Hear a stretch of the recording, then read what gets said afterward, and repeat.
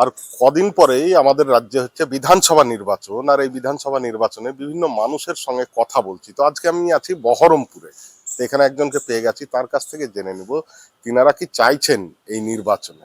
তো আপনার নাম? আমার নাম জাইফুদ্দিন শেখ। আপনার আমি কোন বিধানসভা এলাকা? আমি বহরমপুর 72 বিধানসভা।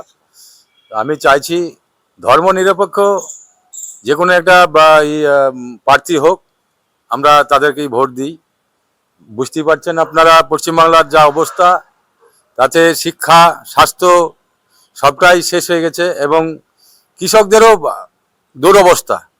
এই ক্ষেত্রে আমরা কোনো জাতপাত বিভেদ না করে আমরা ধর্মনিরপেক্ষ একটা প্রার্থীকে ভোট দেওয়ার জন্য মনে করছি।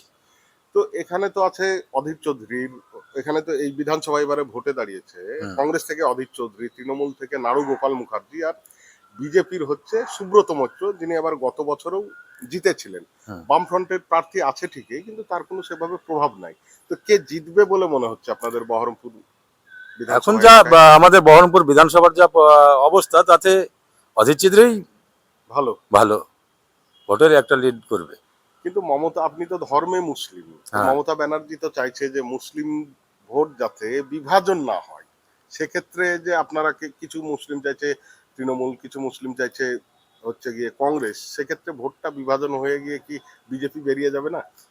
ঘটনাটা হচ্ছে, রাজ্যে টিএমসি সরকার আছে, এ মুসলমান আর হিন্দু, এই যে মুসলমানদের উপর যা অত্যাচার এই মমতা, অকাব থেকে শুরু করে এসআইআর থেকে পুরোটাই নাটকগিরি করলো মুসলমানের ওপর।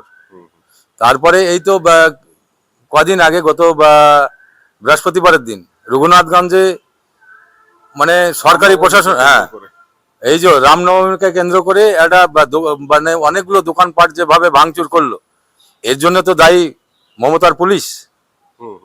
এই জন্যই আমরা এ তো মানে মুসলমানের মাথায় হাত বুলিয়ে মানে ভোট লওয়ার চেষ্টা করছে, কিন্তু সবচাইতে ক্ষতিকারক এই মমতা সরকার।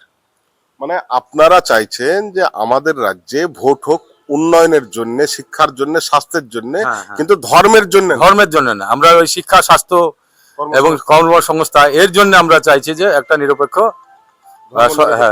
সরকার ভোটে জিতে, এবং তার জন্য অধীর চৌধুরী হচ্ছে সবচাইতে সবচাইতে ভালো ক্যান্ডিডেট। অনেক অনেক ধন্যবাদ।